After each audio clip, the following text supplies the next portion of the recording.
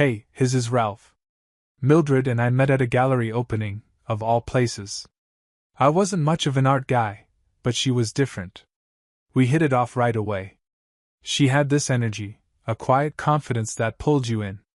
I think I saw something in her I didn't even know I was missing. She wasn't like anyone else. We ended up talking for hours. That night, I thought maybe I could get used to this, being around someone who made me feel like I mattered. 5 years later, we're married, and the solid foundation we built together feels like it's been forever. Of course, it hasn't been perfect. We've had our share of ups and downs. What marriage doesn't? But we made it work. That's the thing. I'd never doubted her, not once. Our life was good. Comfortable, predictable. Maybe a little too predictable at times, but I think that's the kind of life we wanted. 4 months ago, things changed. Our son was born. The shift was subtle at first, like how the atmosphere changes right before a storm.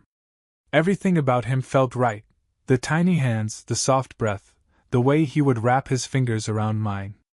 I still can't get over how much he looks like her. He's all Mildred, really. But now, there's a different weight to everything. I work from home, which has its perks. It's not glamorous, but I can make my own schedule and be there for her and the baby. It's supposed to be the ideal setup, spending more time with the family and not having to rush to a 9 to 5. But lately, I've found myself disappearing into my work, trying to escape the clutter of my thoughts. Not that Mildred's asking for a break, but she needs it. And that's where things get tricky. Mildred runs a bakery down the street, a cozy little spot that's been in the family for years. It used to be her dad's, and when he passed, she took it over. It was never an easy job, but she's got this quiet passion for it. She loves it. The regulars love it. Hell, the whole neighborhood loves it. I'm proud of her for that. It's her thing. She's out there 6 days a week, baking her heart out. The work is hard, but she handles it. Always has. The shop's been in the family for generations, and I'd like to think that part of her, her stubbornness, her sense of responsibility, came from my grandfather, who built the place. Our house is cozy, modest, nothing fancy, but it suits us. The bakery's just down the street, so Mildred doesn't have to go far, but it means she's gone a lot. I spend my days at the desk, typing away, while she works the counter, greeting the regulars by name. It's a nice rhythm. But I'm not blind. There's something in the air lately. It's not as smooth as it used to be. She's been more stressed, more on edge, and I'm stuck somewhere between being her partner and a bystander. Next door is Mrs. Smith, an elderly woman who's lived there as long as I can remember. She's a bit of a character, sweet, but she's always keeping tabs on the neighborhood. We talk whenever I get the chance, but we don't hang out. She's got these security cameras set up after a couple of break-ins last year, and I suppose she doesn't mind keeping an eye on things while she's home. We've always been friendly. She even drops by with Chinese dishes sometimes. Her dumplings are legendary, and the smell still lingers on the air after she leaves. I can't help but wonder what she sees through those cameras. She's got a clear view of our driveway and side entrance. I'm not one to make a big deal out of it. If anything, it's just part of the neighborhood vibe. People watch. They don't say much, but they watch. Mildred's out, I'm working, and the neighborhood feels oddly like it's holding its breath. We're a small town. Things move slowly here. Too slowly sometimes. But there's comfort in the routine. Or at least there was. A few weeks pass, and things begin to shift in ways I didn't expect. At first, it was subtle, Mildred asking me to take the baby for a few extra hours here and there, a few more walks around the block to give her time to breathe. I didn't think much of it at first. New parents need their space, I figured. But as the days stack up, it becomes clearer. This isn't just exhaustion from late-night feedings. This is something else. The bakery's always been demanding, and Mildred handles it well. I admire that about her, how she throws herself into it. But these days, it's like she's pulling away more and more, like there's this invisible weight she's carrying. I'd offer to take the baby, give her a break, but every time I do, it feels like I'm only stepping into a hole that keeps growing deeper. There's only so much space in the day, and we're both stretched thin, trying to juggle it all. I've been working from home, but even that has its limits. The days blur together: work, baby, dishes, laundry. It's like time's running through our fingers, and the harder we try to hold on, the faster it slips away. The pressure's not just on Mildred. It's on me too. She's started asking for longer stretches of time away from the house, slipping out in the mornings to handle bakery orders or prep for the next big rush. I get it, really. The bakery's her pride, her world. But something's different now. It's not about the bakery anymore. It's like there's a distance between us that wasn't there before. And every time I offer help, it's as if she's looking for more than I can give. I used to look forward to these quiet moments at home. Now they feel like space between us, unspoken tension in the air. Our son, innocent as he is, just adds another layer to everything. I see him in Mildred's eyes, and it's a reminder that we're both learning how to be parents. But in that same moment, I realize I don't know if we're learning how to be a couple anymore. Mrs. Smith, our elderly neighbor, has started watching us more closely. She's always been a bit of a character, but now, with the security cameras and her quiet observations, it feels like she's keeping tabs on us. She's friendly, brings over homemade Chinese dishes on Sundays, but I can't shake the feeling that she's seeing more than I'm aware of. Her cameras are pointed right at our driveway, right at the side entrance. I've never asked her what exactly she sees. I don't think I want to know. We don't talk about it much, but she's there. Always there, watching from behind her windows as we stumble through our new life. I'm not sure if it's her presence, or the weight of everything that makes me feel like we're on the edge of something. Time's passing, and the changes are happening, slowly, quietly. But I know, something's shifting. Weeks pass, and the subtle shift between us becomes more pronounced. It's like we're both trying harder, but instead of getting closer, we're just circling each other. Mildred starts asking me to take the baby more often, especially during the late mornings when I could be working. I don't mind. In fact, it's kind of nice to have that time, even if it feels like a band-aid over whatever's wrong between us. Today, I'm running errands with our son in tow, just a few quick stops at the grocery store and the dry cleaners. Mildred asked me to do it, needing a few hours to herself, to bake, to clear her head. I don't think it's about the bakery anymore, though. There's something deeper, something she hasn't said out loud. I feel it, though, this quiet, unspoken distance hanging between us.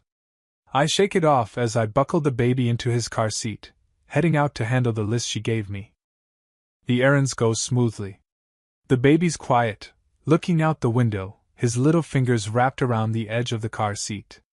I'm thankful for the peaceful moment.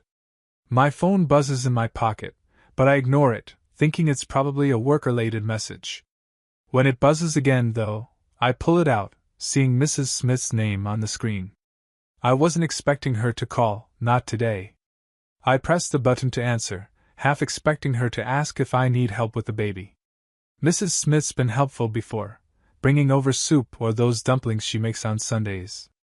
But this time, her voice is shaky, tight. "Ralph," she says, "there's someone in your house." I freeze. The baby lets out a soft gurgle in the back seat, oblivious. I tell myself it's nothing, that it's just a misunderstanding, that maybe Mildred left the door open or something. But Mrs. Smith's voice doesn't sound like someone who's mistaken. "I've got footage, Ralph," she adds, her voice lowering. "From the cameras. He went in through the side door." I feel my stomach twist. I don't ask who the man is, she doesn't need to say it. I know exactly what she's talking about. My mind races, my heart pounding in my chest. Mrs. Smith's always been the vigilant type, but this is something different. This is a warning. I try to keep my voice steady as I tell her I'm on my way home. She's quiet for a beat, then adds, "I'll send you the video." I hang up, my hands a little shaky as I try to refocus on the road. The errand list seems trivial now. The weight of what Mrs. Smith just told me weighs heavier than anything I've done today. I want to scream, but I don't. I won't. I need to think, Need to get through this for our son. For Mildred. For whatever we have left. By the time I get home, the video is in my inbox. I hesitate before opening it, my thumb hovering over the screen. It feels wrong to see it, like I'm intruding on something I'm not supposed to know. But I watch anyway. It's clear, too clear. The footage shows Mildred opening the side door to let a man in. I don't recognize him at first, but then he steps into the light, and everything inside me tightens. James. The man from the bakery. Married. He's been coming around a lot, picking up cakes or pastries, chatting with Mildred. But I never imagined this. I never thought it would go this far. The video cuts to another angle. They're in the living room now. At first, it's just them talking, standing too close to one another, then laughing. I see the way James's hand rests on her arm, the subtle way she leans in. And then it happens, slowly, almost imperceptibly at first, but undeniable. He's kissing her. I force myself to stop the video, the image of them still burned into my brain. The baby stirs in his car seat. I swallow, trying to keep my composure. I need to finish the errands. I need to get through this, somehow. I don't know what comes next. I don't know how I'll face Mildred, but I know one thing, I can't let this go. The rest of the errands pass in a blur. I'm on autopilot, my mind replaying the video over and over, the images of Mildred and James so clear in my head. By the time I return home, the house feels different. Empty somehow. I don't want to confront her yet. Not with the baby in the room. I can't. I'll wait. I'll wait until I know what to say. But I'm certain now, everything's changed. I'm not sure how, but I know I can't go back. It's been days now. The air feels heavy between us, like there's a weight neither of us is willing to acknowledge. Mildred moves through the house, each step a little more distant, a little more quiet. I've been waiting for the right moment, but the truth is, I'm not sure there is one. There's only now. The baby's down for a nap, so the house is still. Mildred's in the kitchen, chopping vegetables, humming softly to herself. It should be a peaceful sound, but it grates against the tension that's been building since I first saw the footage. The footage from Mrs. Smith's cameras. The video that has changed everything. I breathe in deep and walk toward her. We need to talk. She looks up from her task, her smile a little too tight. About what? I pull my phone from my pocket, the familiar weight of it feeling foreign in my hand now. Holding it out to her, I say, "This came from Mrs. Smith. It's the footage." Her expression shifts, just for a second. She glances at the phone in my hand, then back at me, her eyes flickering. "What's on it?" I hit play. I watch her face as the video plays, the moment she lets James in through the side door, the warmth in her eyes as she greets him. I watch it over and over in my head, and each time, the anger rises a little more. But right now, I don't let it show. I can't. I can't lose control, not in front of her. Not in front of the baby. The video continues, showing them in the living room, close to each other, and then, oh God, more intimate footage, captured through the window. My heart slams in my chest as I watch her with him, her hand on his back, his lips too close to hers. The sick twist in my stomach is unbearable. When the video ends, I don't look at her. I can't. I keep my eyes fixed on the phone. The silence that follows stretches, thicker than anything I've ever felt between us. Mildred's breath hitches. "Ralph." Her voice is barely a whisper. "Explain it," I demand, my voice raw. She hesitates, her hands trembling, and then she says, "He's just a customer at the bakery. That's all. I never meant for this to happen. Why didn't you tell me?" I'm trying to stay calm, but the words won't come out the way I want them to. "Why didn't you come to me when you needed someone to talk to?" She steps back, her gaze dropping to the floor. "I didn't want to lose you. I didn't want you to look at me like this. I didn't want to ruin everything we've built." I swallow hard, trying to process what she's saying. I want to scream. I want to tear the walls down between us, but I can't. I can't lose my cool now, not when it would make everything worse. You already lost me, I say, the words cutting through the air. The moment you brought him into our house, you lost me. She's shaking her head, her eyes wide in disbelief. Ralph, it wasn't like that. I didn't mean for it to happen. But it did happen, Mildred, I reply, each word deliberate, like I'm carving it into stone. And now I'm left standing here, trying to figure out what I'm supposed to do with the wreckage you've created. She opens her mouth to speak, but I hold up my hand, silencing her. Stop. I need space. I need to think. Her face crumbles, her eyes welling up. She takes a step back, as if trying to put more distance between us. She opens her mouth again, but no words come. Instead, she turns and walks out of the room, her footsteps echoing in the quiet. I stand there, holding the phone, the footage still on the screen. The silence that follows is deafening. It's so thick that I can barely breathe. But I keep it together, for now. For the baby. The weeks that follow the confrontation blur together. Time seems to drag, but each day is a quiet countdown to something final. The anger hasn't disappeared, but now it's mixed with a heavy fatigue. Mildred's gone. The house, once full of her presence, feels hollow. It's not just the emptiness of her absence, it's the crushing weight of what happened. The divorce papers come in the mail on a Tuesday. They're not a surprise, but the finality stings. I've known for days it was coming, but when I hold the papers in my hands, it feels like the world shifts beneath me. The legal side moves quickly. Mrs. Smith's footage becomes the backbone of my case. It's not just a betrayal, it's evidence, and there's no ignoring it. Mildred's attorney tries to push back, but with the footage and the facts, there's no real contest. The idea of a drawn-out battle feels almost laughable now. Everything's already laid out. Then there's Mrs. Smith. I can't bring myself to feel anger towards her. I thought I would. I thought I'd resent her for prying into our life, for becoming involved in something that wasn't her business. But I can't.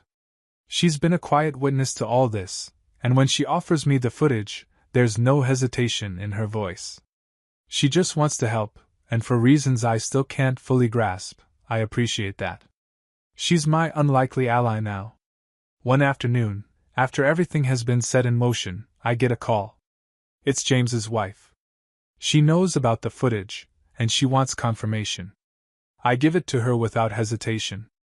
I can hear her sobbing on the other end of the line, and for a moment, I'm lost in the realization that this thing, the affair, the betrayal, is bigger than just my marriage. It's been a chain reaction, and I'm not sure of who the real victims are anymore. She thanks me before hanging up, and I don't know if I'll ever hear from her again. Mildred doesn't reach out to me. Not once. After she left, I expected anger, guilt, maybe even a fight. But nothing comes. The only communication we share is through our attorneys, and it's as cold and calculated as you'd expect. I start to feel the weight of what I've lost, not the relationship, because I've already accepted that's gone.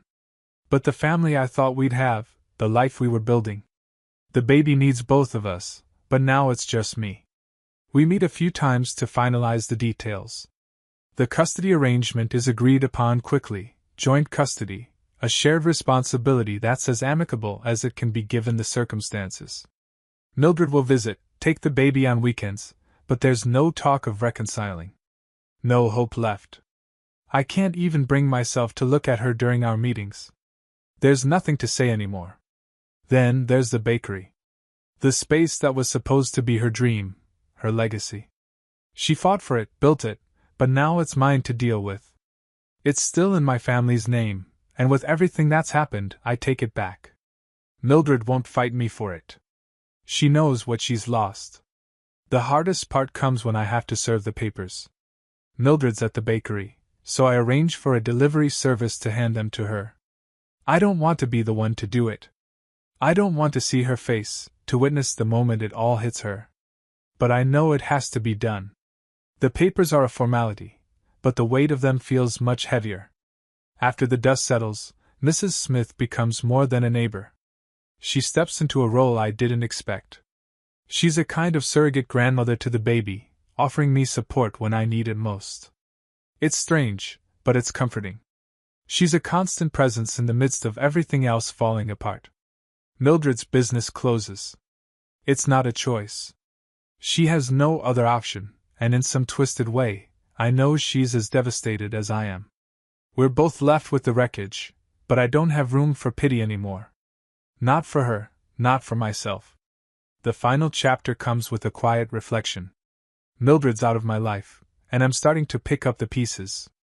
I don't know if I'll ever understand why it happened or if I'll ever find the answers I want. But I know one thing, I'll never go back. The past is behind me, and it feels like I'm waking up from a long, painful dream. With time, the house becomes more than a shell of what it was. It's my home now, and it feels like it's mine again. The bakery space sits empty, a reminder of what was lost, but I can't dwell on it. There's no room for that. The baby grows, and the days get easier. Mrs. Smith's presence is a quiet reassurance that things will eventually heal, and in time, I'll find peace in the new life I'm building.